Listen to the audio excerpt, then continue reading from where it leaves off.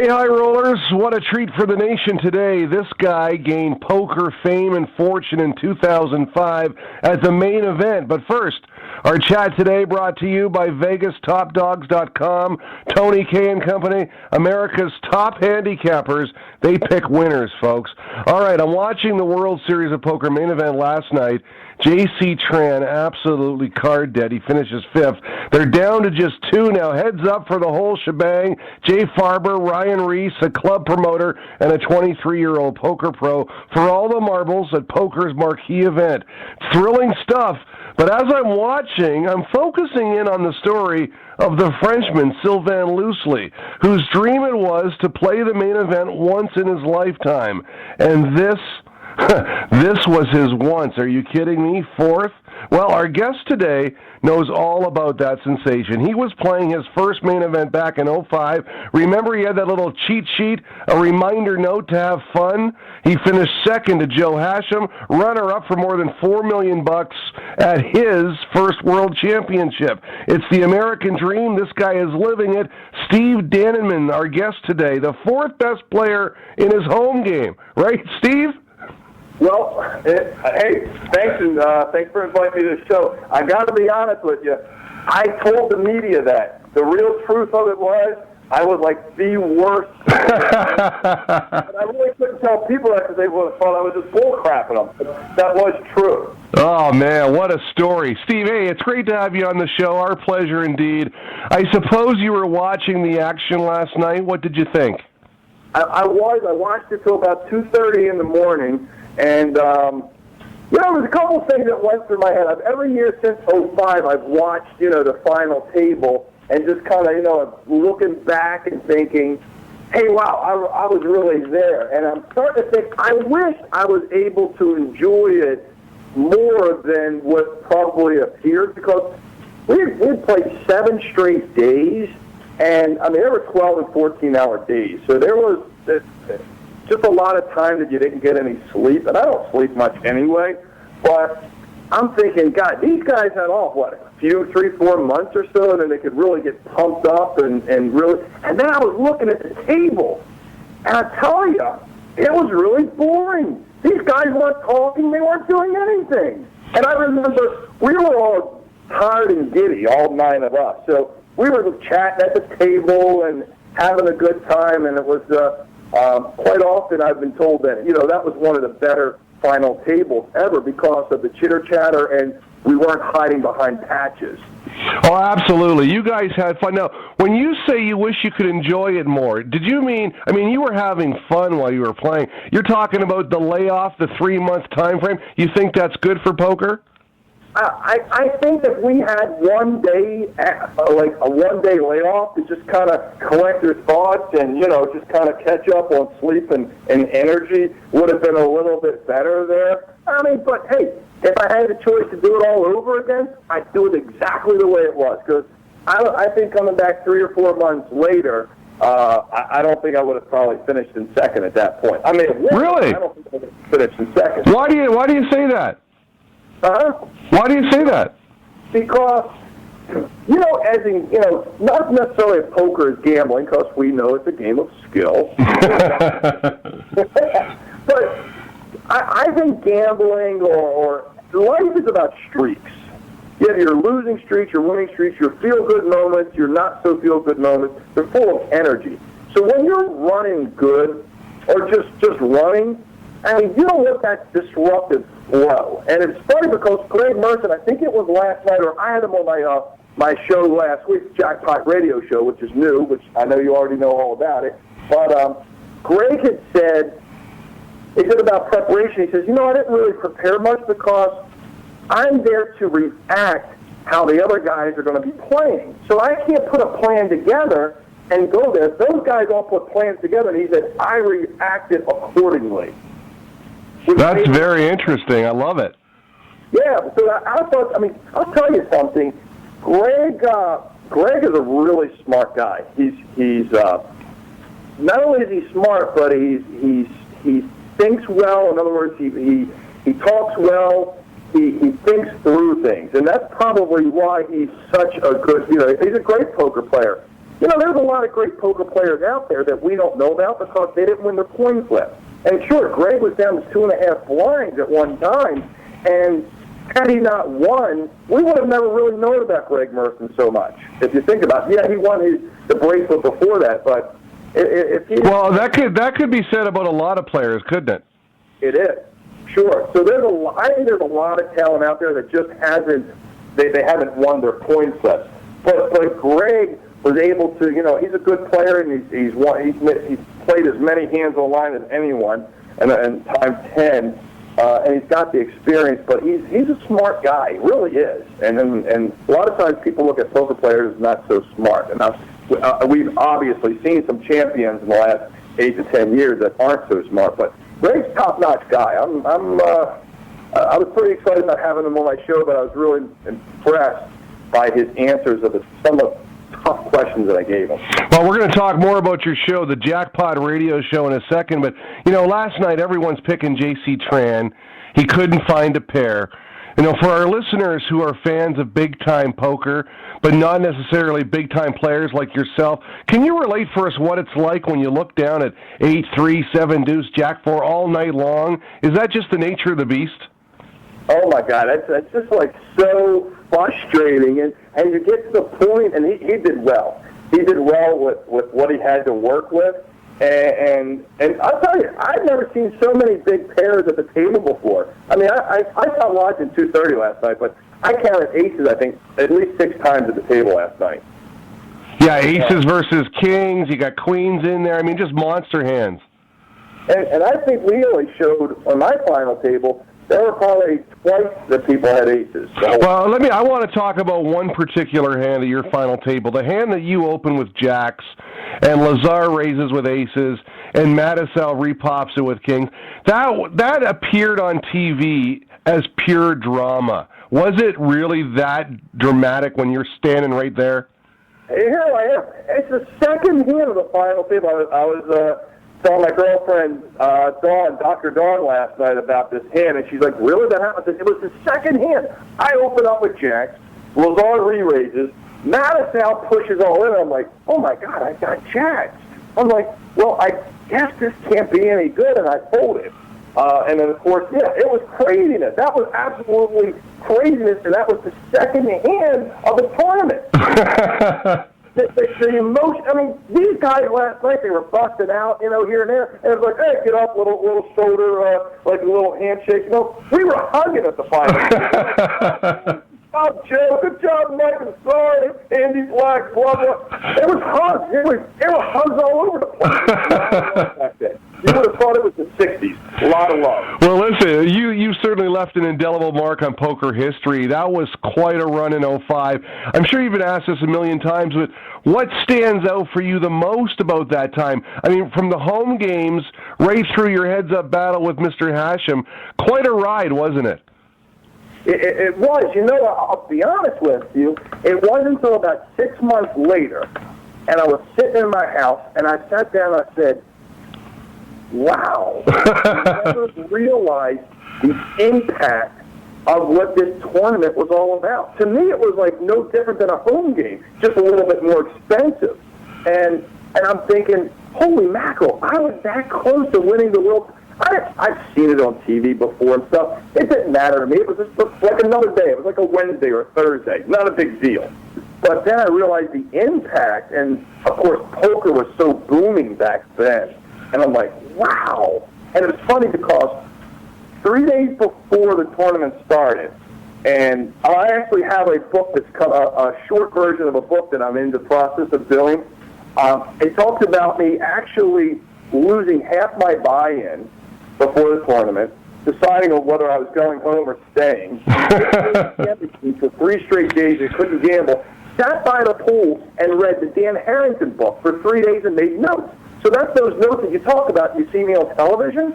Those were notes that I made up. Well, let's talk about those notes. What can you remember what they said? I mean, there's some life lessons in there, probably, isn't there? Well, there was, and the way what I was thinking about those notes are, I said, okay, look, if you're going to spend $10,000, okay, it's $5,000 for me, $5,000 for my buddy.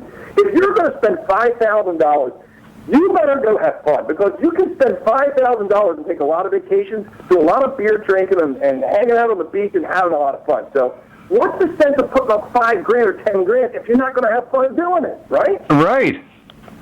So then the second thing is, all right, once you've already bought into the tournament, you have nothing to lose at that point because you're already committed, okay? Yeah, your money's already in there. You can't get it back unless you win. That's it. You're already committed, so you might as well have fun doing it, and you've got to approach it like a business. And that's the way I approached it, and I reviewed those notes, no lie, between every level, every 2 hours. And then I had on there, not calling to raise is a small mistake. When I got to that final table, I tell you, you didn't know how much the money was. You knew what the bottom line money was, but you didn't know the numbers in between. And there was only one payout sheet that Johnny Grooms at the time had. I'm like, Johnny, can I have a payout sheet? I'd be looking at that payout sheet, and I'd say, I would find reasons to fold. Right. My whole thing, and it should be a bumper sticker, is fold to the money, baby. I love folding to the money. If you're not involved, you're not involved. You can't lose chips, right? Right. So I'm thinking that last night when these guys are playing, of course, when we got to our final table, everybody was a millionaire. So, you know, last night, ninth place was $700,000, you know. That guy shouldn't even showed up. Can you imagine if he just didn't show up? He would have probably got 8th or 7th place instead of 9th place, right? Right. So, and then there was one guy on there about, you know, I don't care about the fame and this and that. I tell you, it was all about the money for me, buddy. So that's why I just kept on folding. I just kept on folding, finding reasons to fold. And then, of course, I couldn't outplay these guys. Mattisau he actually embarrassed me because he bluffed me and showed it. I'm like, you son of a bitch. I tell you, you're not going to bluff me next time. So I'm going to shove every one of these chips into the center, and you're going to have to figure out what you're going to do. And he made a right call once, but he lost on the end, and I had to knock him out. Well, you know, you talk about reasons to fold, and I like the saying, I'd rather make a bad fold than a bad call any day of the week. You know what? You find reasons to fold because, you know, here you are, like you said, $5,000 is a lot of money to a guy like you. It's a lot of money to a guy like me. Maybe not to Mattisau and Helmuth and Ivy, but to the regular Joe, it is. And when you get the one chance in your lifetime, all of a sudden you're in a spot where it's life-altering jumps, you know. You fold to the money. Well, when I was, as they were knocking people out, and I did I mean, I did have to knock 2 people out, okay? And I didn't knock out the 2 best players at the table, which was Andy Black and Mike Mattisau. But as they were knocking each other out, and I'm looking at the sheet, I'm like, whoa, another $200,000. That's 3 more feet on the boat, because I was getting a new boat, right? By the way, I still haven't gotten a new boat, okay? So I kept on saying, all right, that's another $200. Ooh, there's a $300. Ooh, that's a $500,000. Holy shit, that's $1 million. I'm like, man, keep knocking him out, man. Keep knocking him out.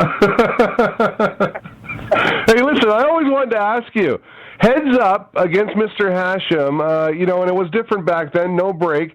As you mentioned, those long days, you're probably a little tired, and you're up against those chants, Aussie, Aussie, Aussie, oi, oi, oi. Did that chant get on your nerves at all, or were you just having the time of your life? I was tired of it, but you know what? I want to get back to that point about the notes and the... Okay, absolutely, absolutely. And I'll tell you why, because it plays a factor in here. When I got up to the Dan Harrington Volume 2 book, I got up to the heads-up portion, and I said, what the hell am I going to need this for? So I didn't read it, you know? Why tack your brain with all that extra stuff that you're not going to need? And holy shit, I needed it. So, I went up to Joe right before we started, and I said, Joe, good luck. You're the better player, and we're going to get this thing over in 5 hands. And it was 6 hands before it was done. And yeah, they were yelling oi, oi, oi, and all that stuff, but my guys were all yelling Taxman. So if I had won, you'd always be hearing people saying Taxman, Taxman. So there was competition back and forth. The chances that they didn't really bother me. They were having fun. You know, the whole idea was on my list is here to have fun. So here, this guy all the way across from the other world having fun there, and so the chants never really bothered me at all. I never even thought about it. focused it out, you know. I'll tell you, the biggest problem I had at the final table when I was heads up was two things. One, because the numbers were big, and yes, I'm going to count, but I had a lot of zeros behind there, okay, so I just couldn't drop the zeros. I had to figure out what was the proper raise. So, and then I kept on forgetting about it. All right, what was the raise I was supposed to do? So I actually screwed up and did not raise enough pre-flop and made a mistake, and that's why I priced him in to play that hand at 7-3. Gotcha. So the whole thing is, you know, it's like a pilot. You could do, you know, there's 1,000 things you got to do to fly the plane and to get people safe. You miss one thing, just as simple as not hitting a button to put the landing gear down, and people die. Same as your chips. You make one little mistake, and bam, next thing you know, you find yourself with no chips. Walking out the door saying, Jesus, God, I played great all day, and I screwed one thing up. See, that's interesting. I did not know that you made a mistake in your race side, and that priced him in. Hey, you know, we're talking about people following their dreams, going to the World Series, putting up $10,000 for a once-in-a-lifetime shot at WSOP fame and glory. You know, I had Padraig Parkinson, the Irish legend, on the show not too long ago, and he talks about going to these tournaments nowadays, and you see the hoodies, you see the dark sunglasses, you see the headphones. No one's talking to one another. I mean, is that an issue that you have with poker that, hey, come on, guys, you're playing for big money, but you can still have fun, you can still talk to one another? Well, it's so much now. I mean, yeah, there's a lot of money back then, and it still is now, but people don't realize that I went there with a goal, and my goal was to have fun. Second goal was to get on TV somehow. All I wanted to be on TV for like 3 seconds. People playing it back and forth on ESPN. Like, yeah, that's me on ESPN. Yeah. And then the third goal was the cash, you know, to kind of get your money back. And nowadays, a cash, or back then, a cash was like $12,000. So you put 10 up, you get 12 back. You know, it's but my whole thing was about having fun. So I go to a poker table now. I still have fun, but I see so many guys that are miserable and starting arguments and things like that. And I'm like, it's just not fun. I mean, I do things such as I flip homes. So I have a CPA firm, and my side business is flipping homes. And I've flipped homes about 60, 70 homes since 2008. Now, I say it's part-time, but I've mastered the system of mastering it. And I tell you, it's kind of like every time I buy a foreclosure, it's like making the final table of a small tournament, you know? So it's like a $1,000 tournament. Every time I buy a foreclosure, I don't know whether I'm getting 9th place, 5th place, or 2nd place money, but I know I'm going to be at the final table. So that to me is fun, and I have control of that. Unlike poker, you can play great all day, just like J.C. Trent. He's a great player, and he played great for what he had to work with. And he didn't have hardly any cards, like you said.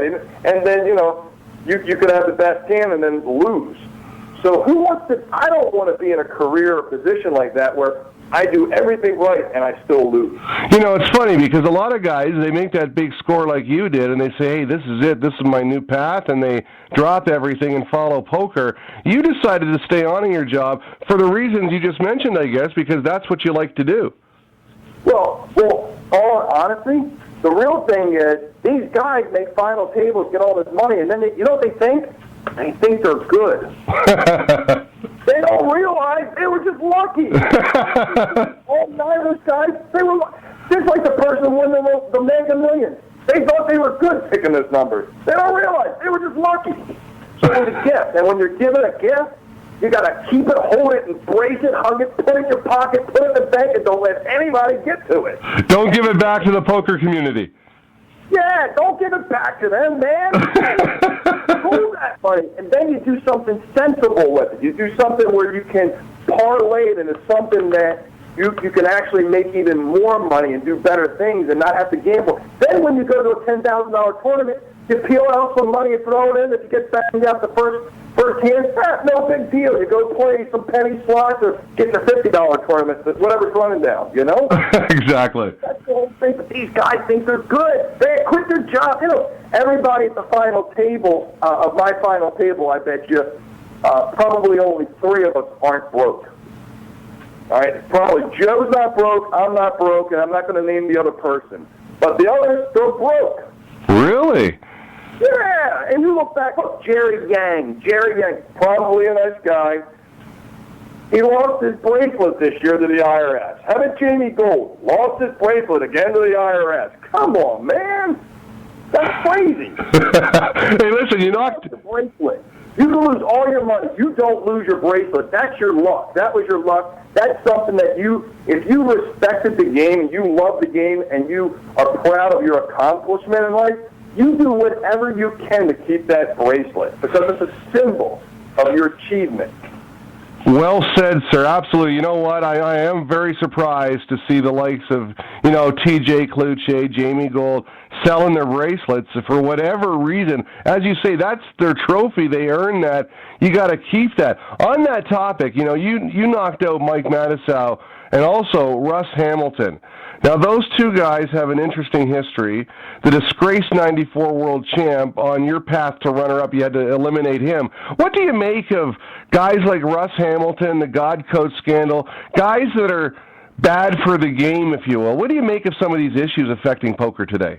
Well, funny, I was in Aruba 2 years ago on New Year's Eve, and I'm sitting there with my girlfriend, and we're playing poker after all the fireworks went out. And I look over, and then you're in Aruba, okay? Average temperature, 85 degrees. You're in the poker room at the Holiday Inn. And I look over, and there's a guy wearing a hoodie. And I'm looking a little bit more, and I'm like, that's Russ Hamilton. No kidding. So I go over, and I say, well, and I've talked to Russ a couple of times after I've knocked him out. And we just talked and stuff like that. So I went over and I said, Russ, man, you're in Aruba there. I said, yeah, we got a little talking. So the next night, ran into him again in the poker room, and we got to talking. I said, hey, how about that thing going? He says, well, it's not really the way it was. I said, Russ, I don't care how it was. I didn't lose a dime because I hardly ever played online poker. I said, if my sock drawer is dirty, I'd rather clean my sock drawer out than play online poker because it's absolutely boring.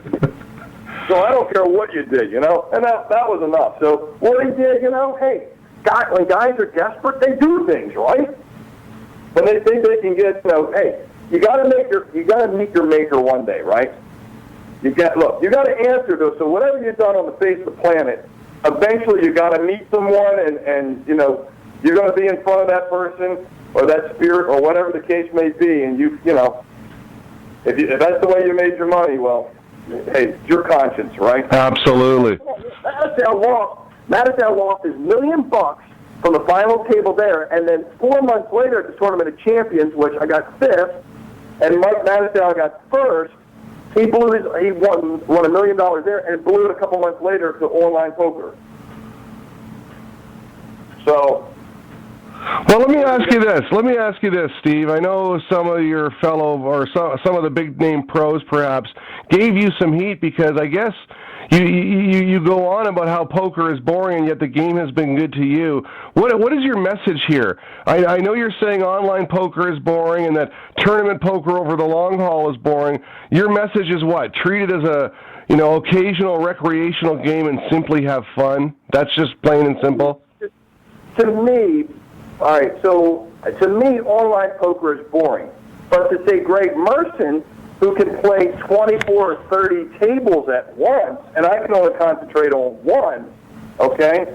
To him, it's exciting to him. To me, it's boring, okay? But that's okay, because we all have our own threshold for what's fun and what's not fun.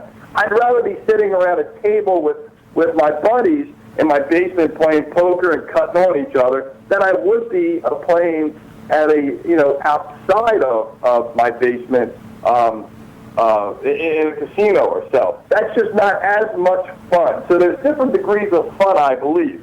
I love the idea of buying a house and flipping it and going to settlement and making 50 or 60 grand, I love the idea of my tax clients coming in and telling me what happened for the year and then, getting a promotion at their job and stuff. That's pretty exciting to me. Poker, it's just the same thing, and you're around with, 5 people at the table are professionals that are trying to make money at it, and they're miserable. They're miserable doing it. So to me, you're just surrounding yourself with people that are somewhat miserable. Not all people, but, and they get upset with the bad beats and things like that. So I don't mind it. I love to play poker. I love the social contact. But it does wear you down after a while, sitting there for 12 or 14 hours.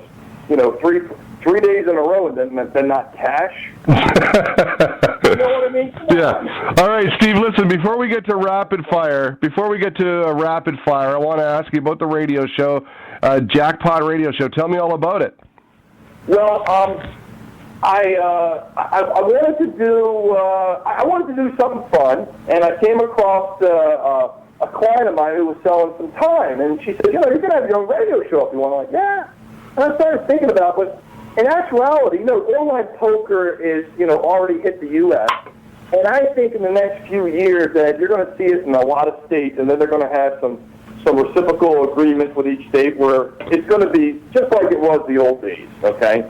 And I saw possibly an opportunity of, hey, I have my own live gaming show, gaming/poker show, and when the online people come, they're going to be coming to me trying to sell some time or buy some time from me and stuff.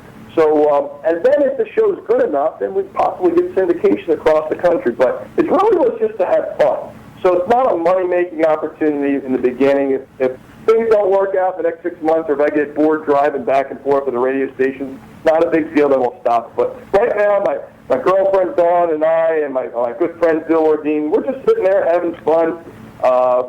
And that's basically what we're doing. And just because a lot of times you pick up the local newspaper, so you're not hearing these really crazy gaming stories of some bingo brawl that broke out or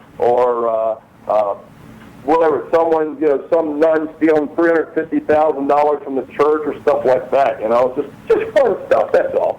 That's what we like to call little morsels of gaming goodness. Hey, listen, Steve, I'm not going to say you have a face for radio, but you definitely have a personality for radio.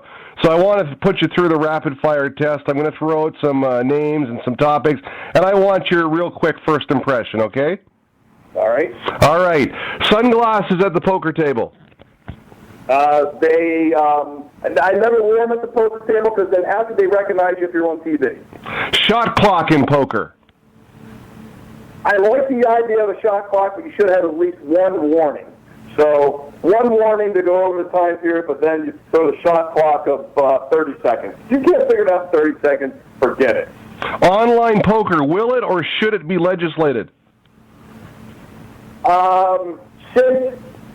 Yes, definitely should. Online poker should be legal and legislated, only because I'm paying too much taxes for people that aren't, and I think every time that they win a pot, that tax money should come out right away. Phil Hellmuth. Love the guy. He's a great business guy. He's built his business plan. He's built his model. One of the smartest guys in poker. Joe Hachem. Love the guy. He needs some toning up.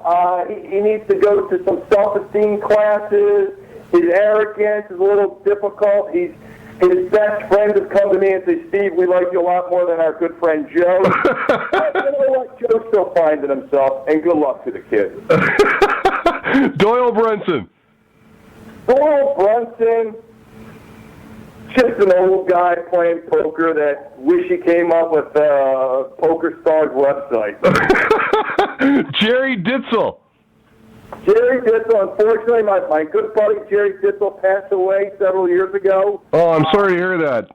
That's okay, he still lives around me. In other words, he's always in spirit with me. Great guy, my mentor for life. Everyone loved Jerry. Jerry didn't give two hoots to the wind of what people thought. He was almost the guy who wrote the book, The Rich Man Next Door, or whatever the hell that book was called, but super nice guy, just lovable like a hound dog. I was going to ask you your favorite poker book, but I think I know the answer, Dan Harrington. Also, I understand you're superstitious. Can you give us an example? As my girlfriend Dawn laughs in the background. So on Fridays, if you go out one door, if you go out the front door on a Friday, don't be coming in the back door because that's bad luck. I'm always about looking for things that have patterns. things are about patterns. So, like, I wore the same shirt for 7 days straight. I didn't think I was going to get past the first day, and I didn't have a shirt for the second day, so I'm like, well, what happened yesterday? Well, I wore this shirt, I wore this visor, and I got an even number tab, and I took this cab route, so let's just keep on doing the same damn thing. You know what, buddy? I could do this every day with you. Steve Dannenmann, second at the 2005 Main Event World Series of Poker. He's living the dream, loving life. Listen to this guy. Is he having fun or what? Hey, when can we hear the radio show? Well, it's on Wednesdays at 7 p.m.